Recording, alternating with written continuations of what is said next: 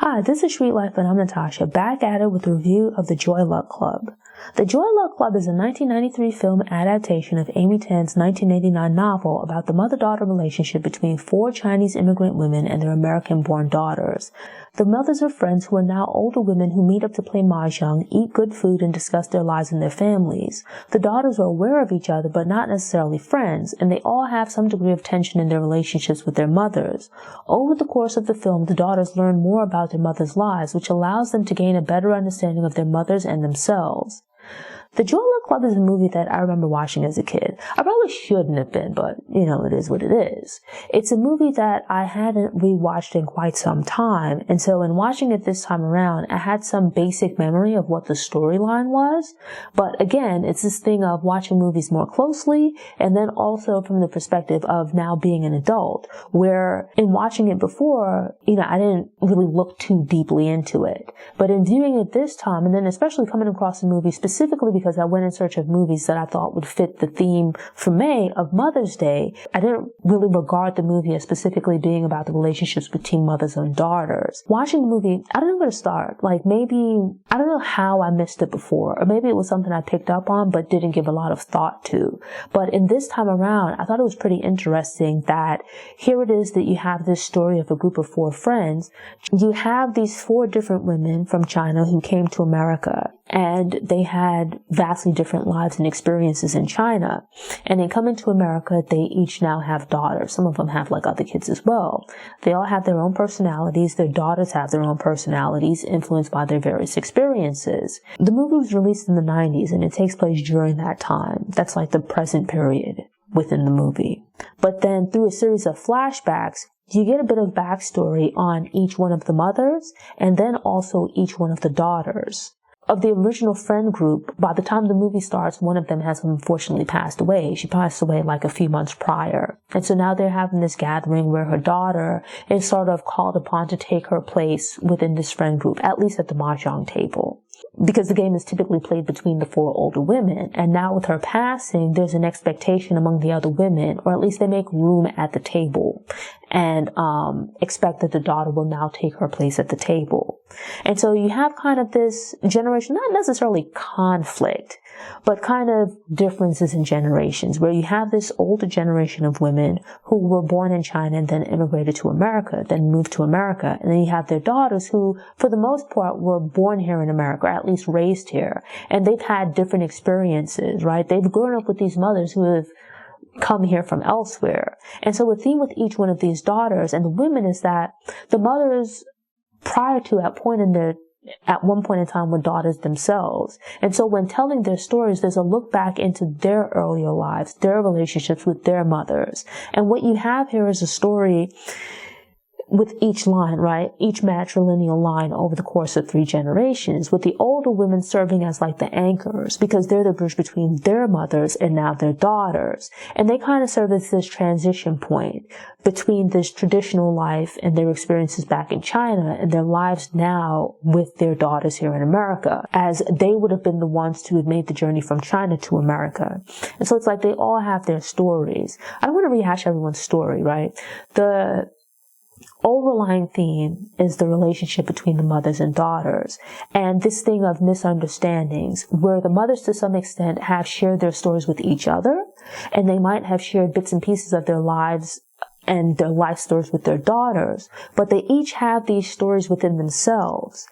And, in their daughters not having a full understanding of their backstories and thus their motivations, their experiences, it leads to a kind of distance, a certain misunderstanding then between mother and daughter. And so over the course of the film, as the stories of the mothers unfold, the daughters become more aware of them. And as they share more of their stories, more of themselves, it allows their daughters to get a deeper understanding of them, right? To then form a closer bond with them. Because in some instances, the daughters are, not to say that their moms haven't been around or anything like that, but there's been a sort of estrangement from their mothers. There's a sort of distance from their mothers because they only know them but so well. And so over the course of the movie, what you have taking place is as the mothers kind of revisit their own stories, they in a sense share their stories and thus their lives, their inner selves, their full selves with their daughters, which leads to their daughters developing a better understanding of their mothers, and then also being able to take that information and gain a better understanding of themselves, a better understanding of why their parents relate to them as they do. The daughters to varying degrees have like problems, right? Like issues, which kind of serves as like the drama within the story. And so it's like you have these conflicts, these hard times and sacrifices executed by the mothers where in part, some of it comes from like family pressure, relationships with husbands, or even their experiences, raising their children, just things going on in the world. And so what you end up having is that over time, as the mothers kind of re-examine their personal stories and come to terms with them, they get a better understanding of themselves. They gain better acceptance of themselves. And then in the course of that, by sharing that, what they've learned, right? Kind of coming to terms with themselves, developing better comfort or deeper comfort with themselves. It then allows them to develop a deeper relationship with their daughters.